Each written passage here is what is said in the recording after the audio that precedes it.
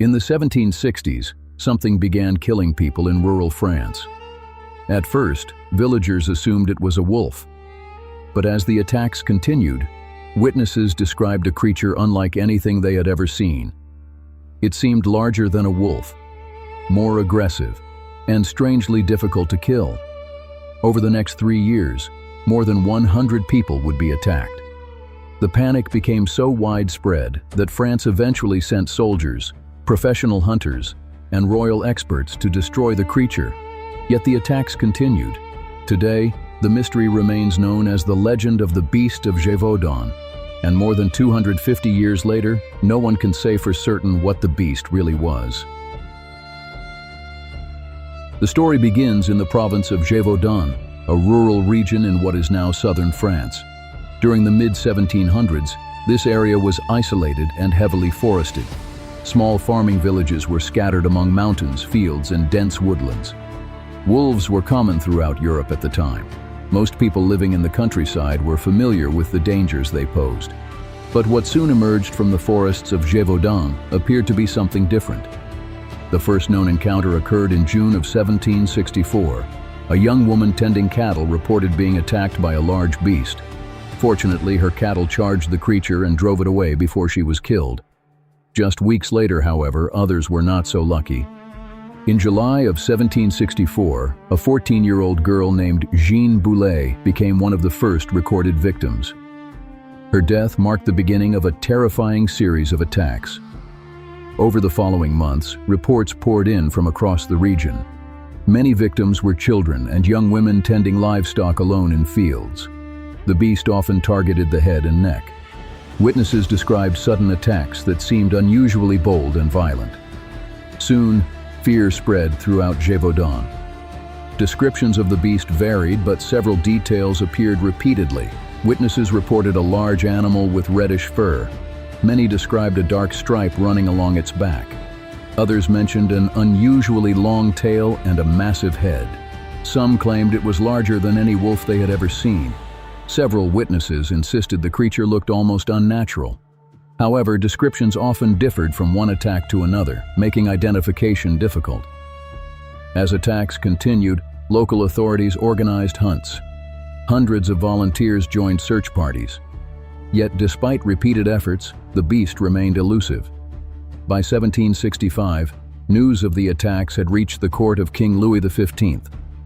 The king ordered professional soldiers to assist in the hunt. Large military operations swept through the countryside. Thousands of wolves were killed. But the attacks continued. The inability to stop the beast only increased public fear. Many began to wonder if they were dealing with something far more dangerous than an ordinary animal. Eventually, the king sent his own expert hunter, François Antoine. In September of 1765, Antoine shot and killed a massive wolf. The animal was examined, measured, and displayed publicly. Officials declared that the Beast of Gévaudan had finally been destroyed. For a short time, the attacks stopped, but only briefly. Months later, new attacks were reported. The terror had returned. Either Antoine had killed the wrong animal, or there was more than one beast. In June of 1767, a local hunter named Jean Chastel reportedly encountered the creature during another organized hunt. According to historical accounts, Chastel fired a single shot and killed a large animal matching many descriptions of the beast. After its death, the attacks finally ended. No similar wave of killings was ever reported again. For many people, the mystery appeared solved, but questions remained. What exactly had Chastel killed? And why had it taken 3 years to stop? Today, several major theories attempt to explain the Beast of Gévaudan. The most widely accepted explanation is that one or more unusually aggressive wolves were responsible.